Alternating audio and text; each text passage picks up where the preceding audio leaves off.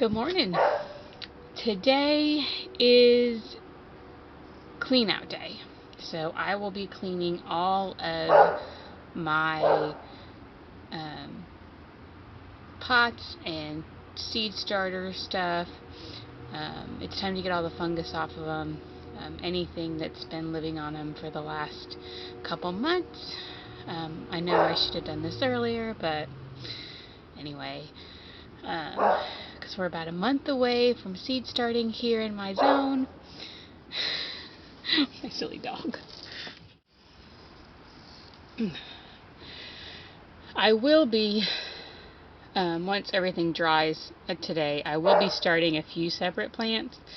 Some cold hardy stuff, some frost tender some cool hardy plants, because I have my hydroponic system that I want to plant in again. I think I may have finally gotten all the holes fixed from my wonderful chipmunk, if you guys remember him.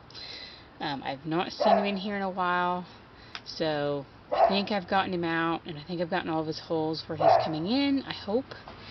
I'll find out when I start planting stuff and things start growing if he comes back in again.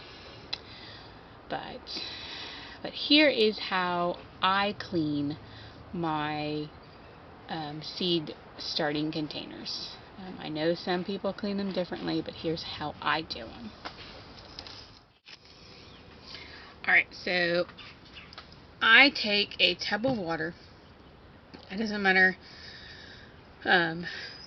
what size tub it is, as long as you have enough water for one small cap of bleach. You don't need very much. It's just a small little capful, just enough to kill off some of the bacteria. So the key is, and I poured a little too much in that cap, so I'm pulling that back. But you don't need very much. If you're using more than that, I definitely wouldn't do it in a greenhouse because of the gases that come up. But this is what I'm cleaning today, and as you can tell, I did not do a very good job of cleaning them. So these guys are going to get cleaned, and once I'm done cleaning them, then I'll be able to start planting them again. The reason I'm cleaning them is because this may have fungus in them that, let me get you guys a better. I know some of you are probably thinking, why don't I just take this and spray it off with a hose?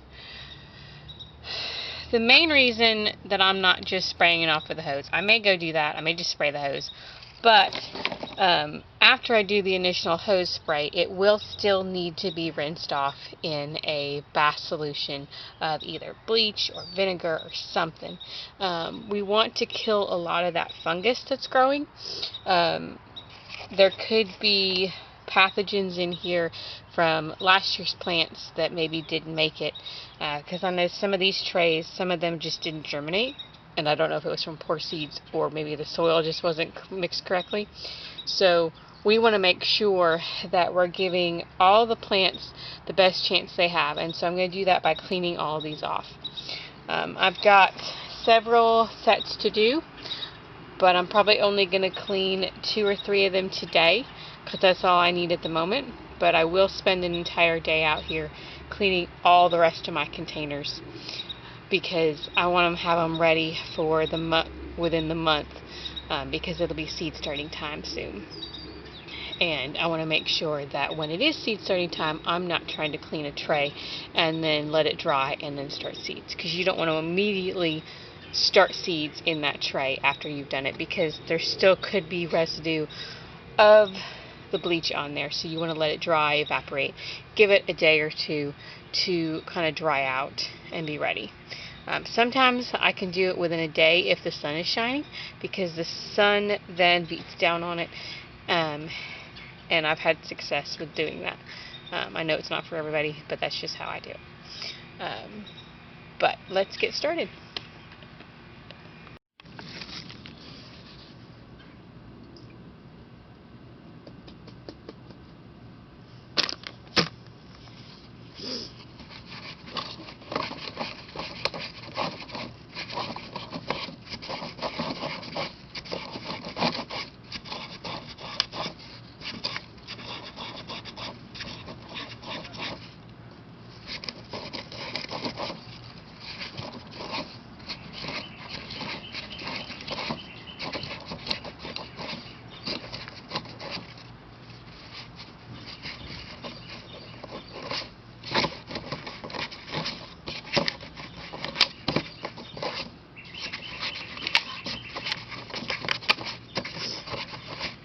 Now I could, if it was a really bad fungal year, I could dip these and submerge them in a bucket and leave that in the submerge for a while. But since it wasn't a very bad fungal year, I don't need to do that.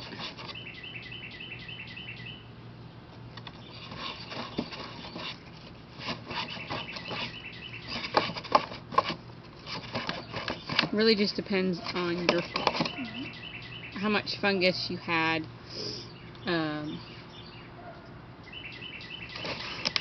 and whether you need a deep soaking or just a light cleaning. Because if these needed a soak, I could soak them in it, but these don't really need that. I also could have just dipped them in the bucket, which I may do with some of it, and then just rinse it off. So you don't have to use a towel like I'm doing. I'm just doing this to get some of the gunk out that I didn't spray out when I first put them away, which I should have done. If I had sprayed them, I wouldn't have to do this much work.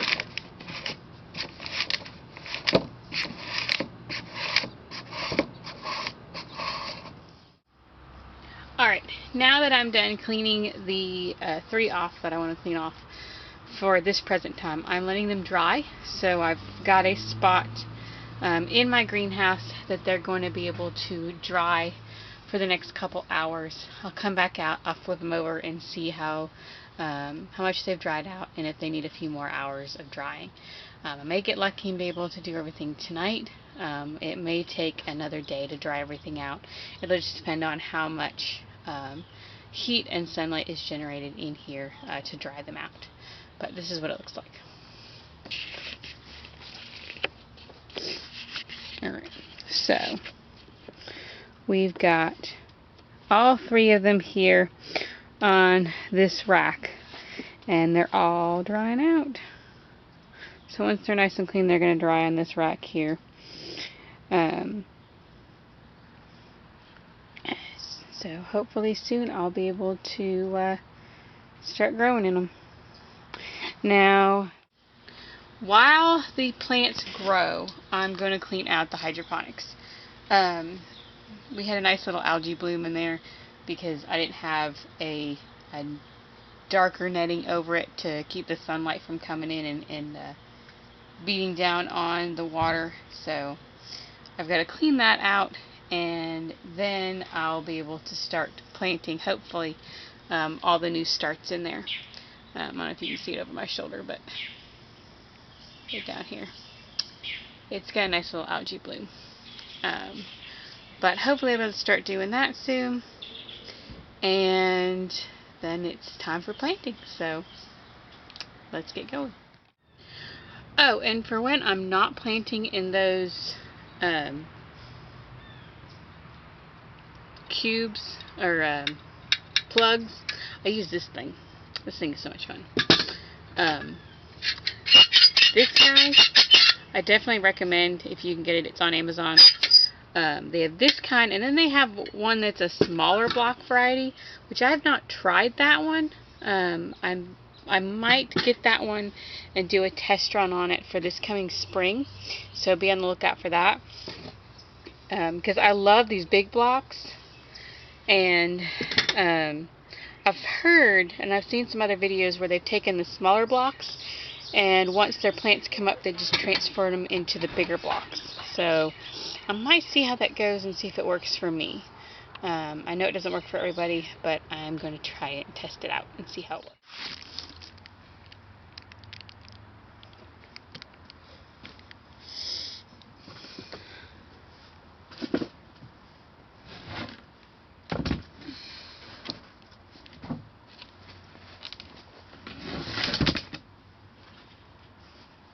Alright, so these have dried beautifully.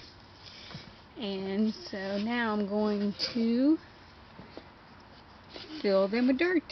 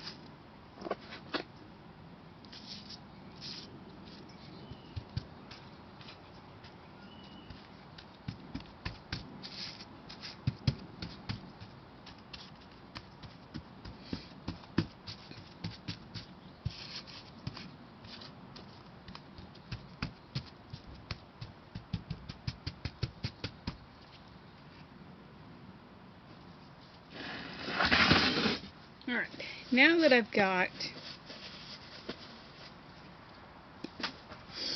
my soil in here, what I'm going to do is I'm going to take this and just poke a little bit of a hole in here so I can put my seed in. I'm not going very deep.